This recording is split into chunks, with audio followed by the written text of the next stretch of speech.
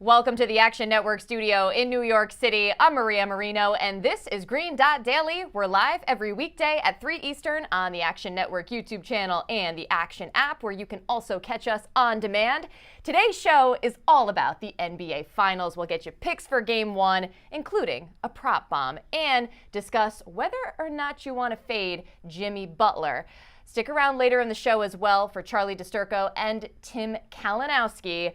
But first, some notes from our Action Network Director of Research, Evan Abrams. A lot has been made of the Denver home court advantage, and this is why. Nuggets at home this season are 42-7 straight up, best in the NBA, 30-18-1 against the spread, second best behind the Warriors.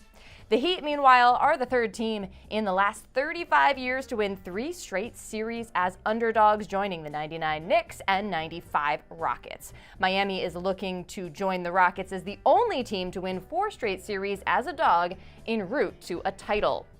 Finally, the numbers say the first half under has been a profitable angle. The first half under in the NBA Finals is 57-43-4. That's 57% since 2020 and 9-3 to the under in the last 2 finals.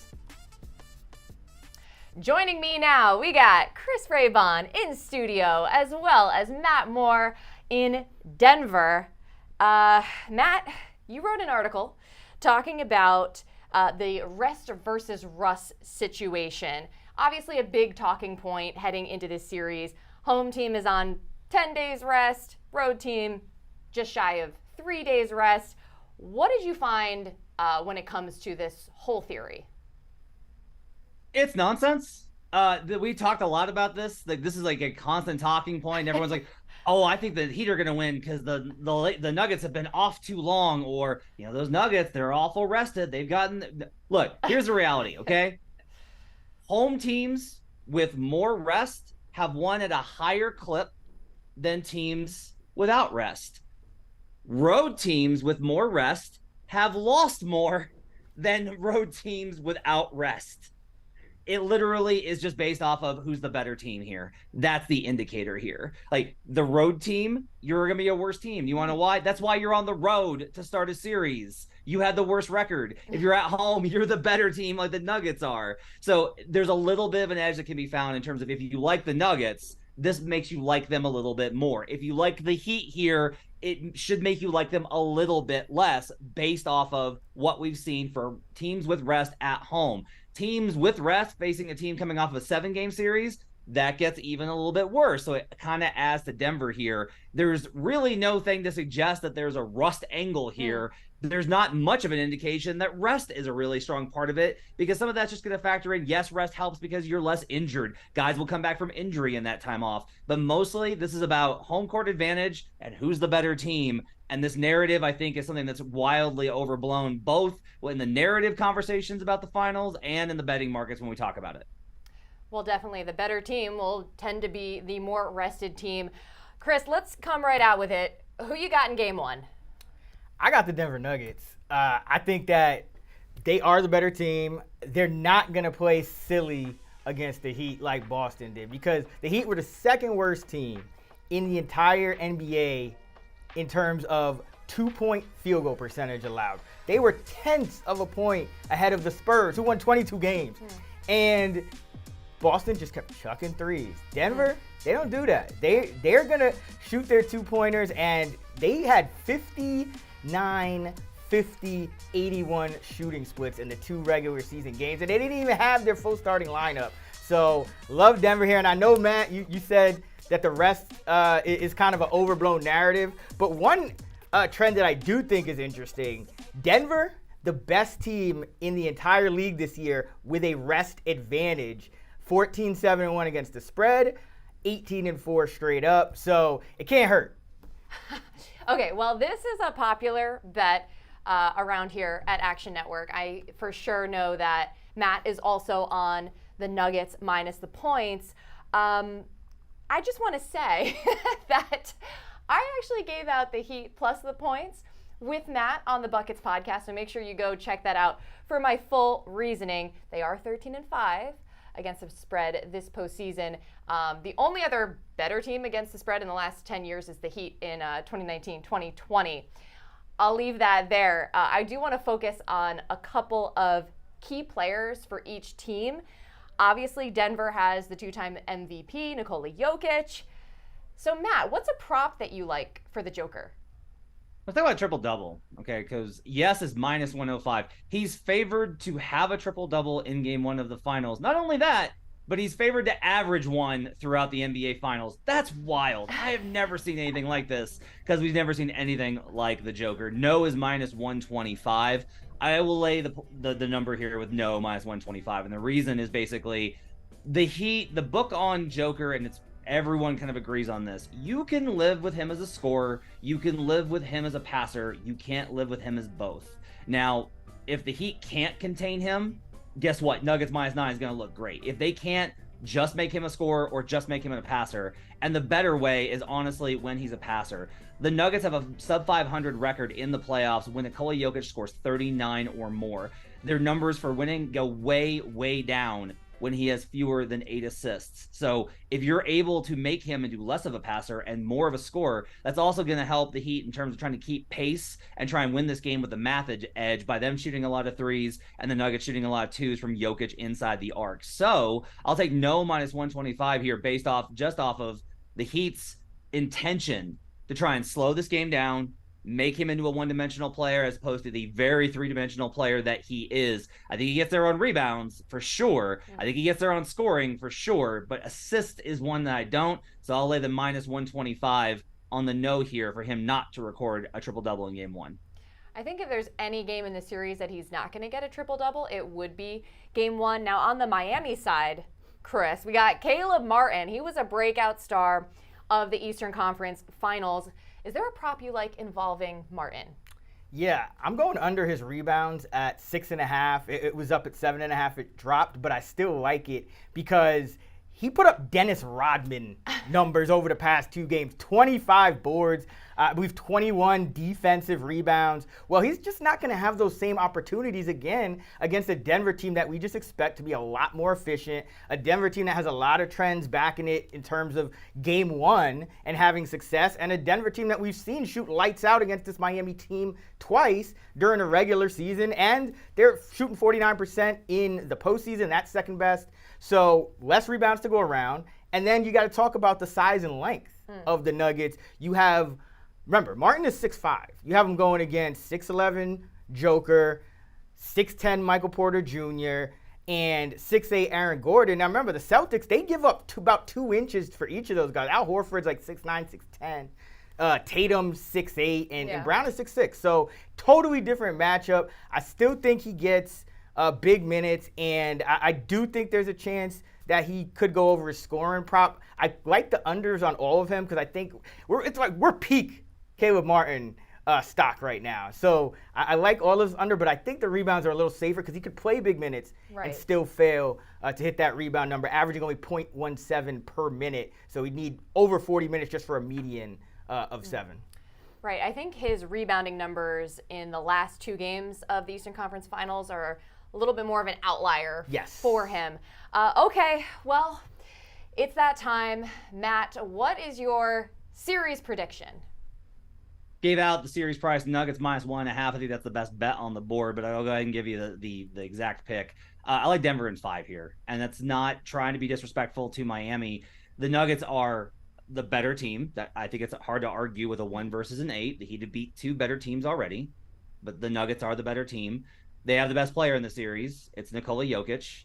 They're at home. They have an incredible home court advantage. Chris kind of mentioned that as part of the rest narrative as well. And on top of all of it, this is a terrible matchup for Miami. It's a nightmare. It's an absolute disaster for them. Bam Adebayo is an incredible defender. Nikola Jokic. They are going to have to really get in the bag here. They can win this series, but the average outcomes, I think, lean way more towards a short series than a long series. I can't get to any other conclusion. Miami has twice proven everyone wrong, but I will go ahead and I'll say Denver in 5 for their first NBA title. Miami has 3 times proven everyone wrong, but I guess technically you don't have to count the Knicks. What is your series prediction, Rayvon? I think this Miami team very reminiscent of the bubble Heat in a lot of ways. Coming from a lower seed, running through the Eastern Conference, but you meet up with a better team in the finals. They go down in 6. I predict them to go down in 6 again. I think we get one Jimmy game and one math game where the Heat just lights out from 3. And I think they're both going to be in Miami this time. I don't think the Heat are going to be able to get one in Denver because Denver's so good at home, and I think that'll be the difference. This is really hard for me to pick. I haven't been shy about saying that. I've just fallen for the Miami Heat. This postseason, I tend to lean more toward Rayvon with 6 games just because we know that Spoelstra defensively can work wonders, and to your point, there could be a game where Jimmy is just that persona that we've come to know, even despite some of his injury issues and fatigue. Beyond that, I don't want to commit too hard on a pick because it's just too hard, It's just sad because it's been such a fun run for Miami. But you guys have all said it. Denver has shown that they are a deep and complete team. It could be their time. It's our time to say goodbye for now to Chris Raybon and Matt Moore. Thanks so much to both of you for joining the show. Matt, you are going to the game tonight, so have fun, buddy. Thanks so much. Green Dot Daily is presented by BetMGM. Use bonus code ACTION when signing up to get up to $1,000 paid back in bonus bets if you don't win your first bet. Terms and conditions apply. Gambling problem? Call 1-800-GAMBLER. Sticking with the NBA, 4 of the 5 most bet props overall on BetMGM in terms of tickets feature Nikola Jokic, including for him to record a triple-double, to score the first field goal, to go over 13.5 rebounds, and over 27.5 points in Game 1. By the way, the other most bet prop is Bruce Brown, over 11.5 points at plus 100. So it's time to catch up with the better known as Prop Bomb. Last time you were on the show, it was early in the Eastern Conference Finals. You picked Caleb Martin to go over on his points prop. Just gotta say, that was a great call. Obviously, his scoring became such a big storyline throughout that series. But what's a prop you like for tonight? All right, so I'm going to be going with the Denver Nuggets star guard Jamal Murray to go under his 25.5 points total here. And it comes to a surprise because last series he was dominating against the Lakers, averaging 32.5 points per game. But we're turning the page here and we're on to a new series against the Miami Heat. And I just think the pace being a lot more slower and the Miami Heat culture defense is really going to make an impact here. So, one of the things that Jamal Murray is really good at is his pick and roll ball handling. He gets a lot of his points coming off of Nikola Jokic screens. The thing with Miami that I really like here to attack is that Miami is allowing the 3rd fewest points to the pick and roll ball handling play type here. And a lot of that comes on the lines of Bam Adebayo and his screen navigation and him being more of a versatile and using his lateral quickness here. You look at the previous matchups that Jamal Murray had to go against the centers, more specifically. You have guys like Rudy Gobert, DeAndre Ayton, and Anthony Davis. These guys aren't really match up to a guy like Bam Adebayo here. And more specifically, I think the defenders for Jamal Murray, the guards, are really going to give him a lot of help. There's just going to be a lot of bodies thrown on him in general. I mean, you're going to have Caleb Martin, who's now starting, going to be at him. You're going to have Gabe Vincent. I think they're going to put Jimmy Butler on him on high leverage situations. So I did a little bit of line reading on the Jamal Murray prop. His under 3.5 3-pointers is actually minus 160. So they're really thinking that they're going to get him off the line and not have him shoot 3-pointers. So in the games where he's played 36 or more minutes and he's had fewer than 4 3-pointers made, he's averaging 22.5 points per game and has actually gone under that in 13 of those 18 times here. So you put together the good guard and the perimeter defense. You got a guy like Bam Adebayo who is not a slouch on defense. Yeah. I think it's going to be tough, especially with a -9 spread for a blowout here for Jamal Murray to go over his points prop in game one. Well, I like how you dug a little bit deeper when it comes to this prop, and I think there is something about that Miami defense, how they switch it up with the zone, and Denver's going to have to adjust to that a little bit. And in particular, Jamal Murray, as opposed to someone like Nikola Jokic, who should be able to have his way in the paint. All right, Prop Bomb, let's do it again. Thanks for joining. Yeah, let's do it. Let's do it. Thanks. See ya. Here's how the market has shaped up for betting game one of the NBA Finals tonight at 8:30 Eastern. It's almost split down the middle, with 49% of bets and 52% of money coming in on the Denver Nuggets at -8.5. With that, we welcome in Action Network writer Brandon Anderson. You are on the side of Denver -8.5, and you are very confident about it. Can you share your thought process, please? Yeah, look, I like Denver in the series. I bet the Nuggets on the series right away, but I'm going to focus less on the side here and more about the situational spot. Denver's 8-0 at home in the playoffs, 42-7 overall.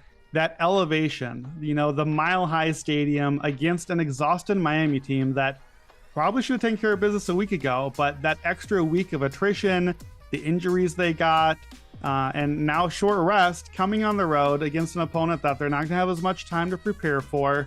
And Miami's had a 17-24 road record this year, negative net rating. But then there are a couple key trends here that I'm looking at for the situational spot. From Raheem Palmer, teams after a game 7. We've been on this trend before right here on the show. Teams after game 7, the following game 1 are 33-53 straight up since 1988. So only 38% win rate, 42% on the series. It's just a really fast turnaround, right? You're tired, and it's not just physical, it's mental. You are exhausted. You're going to make some extra mental mistakes. You haven't had time to prepare for this worrying Jokic offense that's just going to come right at you. So I think that's a tough spot for Miami. And then from Evan Abrams, game 1 favorites, 23-4 straight up since 1996. Since 2005, 16-2 straight up and 15-3 ATS, 83% hit rate. So I think it's just a great spot to back Denver at home in the elevation. History's been telling us more recently that these teams that are favored take care of business in game 1. It's the finals. This is what you did the whole season. You are ready. You have been prepared for this. I'm not worried about the rust thing. Denver, they know what they're doing. They're ready for this. And I think they're going to go up 1-0 with a relatively confident win. I cannot even begin to argue with anything that you just mentioned. I will only add that the Heat have been pretty good on the road. 7-3 ATS this postseason. I'm just going to leave it there. What else do you like for tonight? Yeah, I'm going to have to go against another one of your guys here, Maria. I got to fade Jimmy Butler. And look, I'm a Timberwolves fan and a Bulls fan. I'm in on Jimmy Butler. Butler has proven doubters wrong. I don't know who the doubters are still. Are there any Jimmy Butler doubters? He's been incredible. I just don't think he looks right. He is not playing as aggressive as he did early in the postseason. He's constantly getting into the paint and then passing back out. He doesn't have a lot of lift. That ankle, I think, is still bothering him. And again, quick turnaround here. I don't see any reason Butler is going to suddenly magically look healthy. So I'm going to play the under 27.5 points. Here's the numbers. First 8 playoff games, he was at 33.5 points a game. 9 games since, he's down to 24. So that is nearly a 10-point drop-off. In Miami losses, he's averaging 22.2 points a game. So if I like Denver here, usually that's a reason to tie that to Butler. I don't even mind if you want to put those together, a Denver cover with a Butler under. Those are very correlated. Miami doesn't have a ton of offensive options. It's either the threes fall or Jimmy does the thing. So if I don't think Jimmy's going to do the thing, then I think it's a good spot to go ahead and back Denver and Butler on the under. If you like the Butler under angle, just to kind of take it one step further, a fun one for you. So we did on Buckets a series props podcast. So you can see a lot of these other, long shots and the fun ones. One that I like here for this series, Nikola Jokic to outscore Jimmy Butler in every finals game. I'm sorry, Maria, that hurts to hear, I know, but I think Miami tries to turn Jokic into a scorer, not a facilitator. I don't think Butler's healthy. So if he's looking at like 18, 20, 22 points, I think Jokic can go over that each game. And again, correlated. If Butler's not scoring, we might get a short series. And now I only have to do this maybe 4 games or 5 games. So I'm seeing a 20-1 on that. I think it's a fun bet. You get to have something to cheer for every game, hopefully, unless Butler just goes out and drops 45 on me tonight and clowns all of my picks. So that's the pick. Jokic over Butler every game, 20-1. And then just for tonight, Butler under 27.5 points. As much as I love Butler, I agree. In the Eastern Conference Finals later in the series, I was questioning his health. I felt like he didn't quite look like himself. I wonder if we'll see him be more aggressive, if he physically can be more aggressive. You know that's what I'm rooting for, but we shall see. Before we let you go, Brandon, series prediction.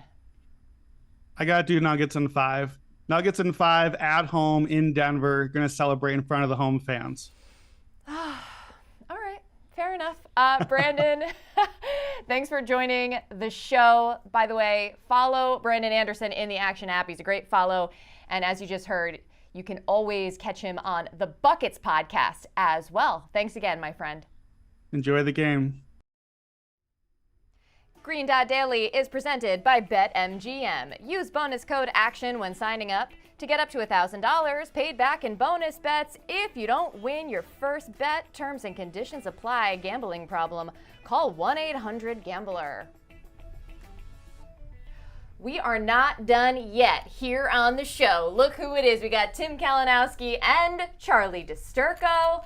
Guys, always fun to have you here.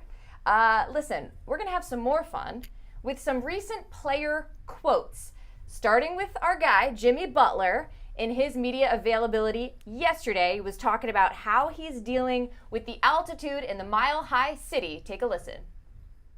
I'll just be drinking some water, listen to some music.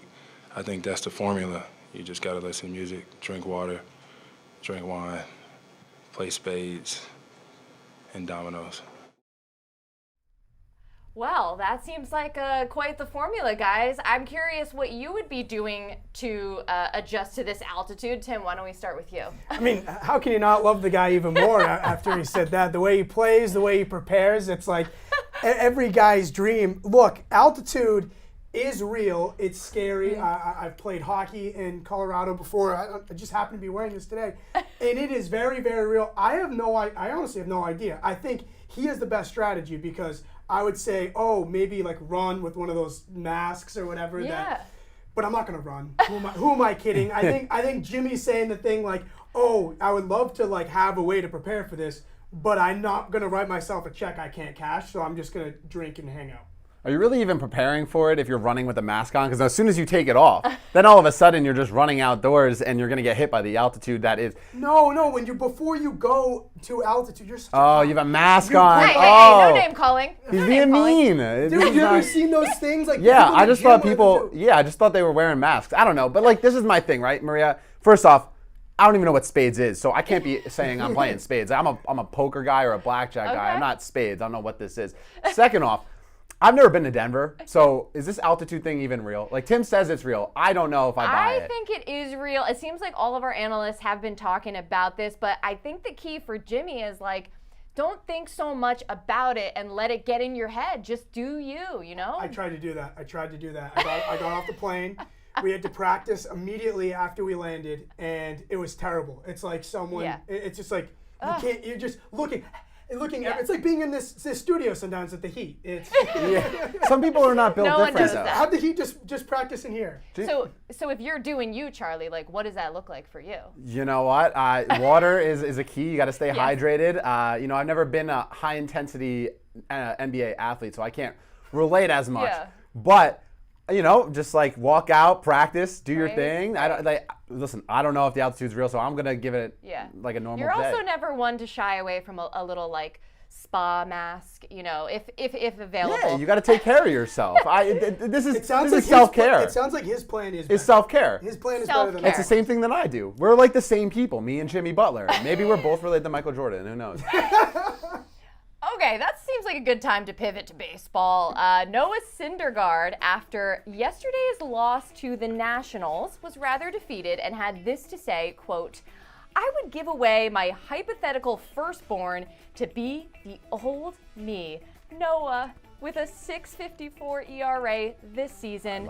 I love it. Your response, Charlie? I love it. I mean, listen, he was a former Met. Then he started going on with Twitter fingers and all that. So seeing him go downhill here is kind of like watching your firstborn grow up, not giving him away. Because I'm watching this guy grow up. My kid grow up, I'm like, oh my God, this is great. Like, I'm watching my firstborn really get into it and grow as a human. Well, guess what, Noah? You left New York for Los Angeles to go to the Angels, and now you're struggling in the Dodgers, another LA team. Maybe it's just the West Coast. You just can't pitch. But I'm happy to see that he's struggling. I've never related to anything more in my life What? than that. I mean, I couldn't agree more. I have said for a long, long time, I would liquidate everything I have. I would trade every experience I've ever had to give it away. George Strait, just give it away. Just to be back, to be like 14 and a half again. Just do high school all over again. Why? 14 and a half is such a surprising age to say that that's like your peak or your prime. Yeah, was there a milestone? No, it was so much, I mean, it was so much better. Everything has gotten worse since then. You're working full-time at a company, you have a full-time job. I work. He works. It was the greatest time ever. And here's the best part. Like, I knew it. I knew it was the best part. And I enjoyed it. I peaked in high school 100%. See, that was the opposite It's of like me. the saddest thing ever. Like, I hated college. I loved high school. And it's just gotten like, you know what, Tim? Worse since. I didn't know high school Tim, but I think current Tim is pretty great. I think you're selling yourself short. So does her mom. But really, though, even though that sounded terrible. But I think that this is harsh from Noah and harsh from you. So we got one more. One more quote to get to. The U.S. Darts Masters is happening this weekend at MSG. We had Tim there recently, as well as Michael Leboff, doing some interviews. And here was one of the... Starting to go like neck and neck. I mean, I know you had that rivalry with German Price, and now the three of you, it's They're not rivals yet. They first have to win as much as me. if they get there. If they get there, exactly. and they're rivals with you. Like, what's that like between you and Michael? I mean, you guys obviously have that crazy Michael moment. is amazing, fantastic player with a loads of talent. Only, I think, mentally is a little bit weaker than me. So that's my advantage on him, I think. But for the rest, they are games good to watching. They're quick, they're spectacular, high scoring, and that's what people want to see. Okay, so sounds like an absolute boss. He basically was like, you're not a rival till you beat me, and like, you're mentally weaker than me. I mean, Tim, thoughts? He was terrifying in the interview. And like, I thought I was gonna kind of be like, it's very easy to say, hey, I wish all these journalists asked this to this person. And then there I was, and I went in with a plan. He's the guy who, in that viral darts video with the 9-legger, he loses. And I planned on asking him after that, like, hey, does it get annoying seeing that clip go viral, like on your phone? Like, does it still come up and like, are you able to watch it? Are you this? And I completely scrapped that after this question. Hey, do you doubt yourself? And he's like, I've never even heard of that word. So I was like, I wish Leboff could have been in the middle because I wanted to run. I was absolutely terrified. I will say, did you even have a license for those guns out there? Your I shirt was a know. little tight. You're looking good. He should have been scared of you. If there was anyone to be scared of, it was you. No one showed me the footage and like real time. I wish there was a monitor. Confidence. Because if I saw what I looked like, maybe I would have asked the follow. Right. I looked like spectacular. It looked like you just worked out right before it. You're coming in, pumped, ready, but. You know, I looked like that in high school all the time. Did you? I kind of find that hard to believe. You're probably a little bit shorter, but right. Who knows? But I will say, not having that self-doubt, like being that just like I'm the best is what you need in sports, right? That's how Jimmy Butler's gotten to this point, right. and we've seen it across all sports. It's kind of sweet to see a guy in darts that's just like, yeah, I'm like the best, and like I don't care what you say. I thought I was gonna be like Tom Rinaldi, like tell me a time where you really doubted yourself, and then I was just like, yeah, I'm not for that. Nope. Listen, look out for more darts-related content from Tim coming up this weekend. It's been a pleasure, as always, having you guys here. Really hard-hitting analysis. Yeah. Highly entertaining. Highly recommend. Thanks again. Yeah, it's been a pleasure. All right, remember, any picks we give out here on the show, you can easily reference by following Green Dot Daily in the Action app. We keep track so you don't have to. And that's going to do it for Green Dot Daily. Once again, I'm Maria Marino. Thanks so much for hanging with me. And I look forward to seeing you again Friday at 3 Eastern on the Action Network YouTube channel and the Action app.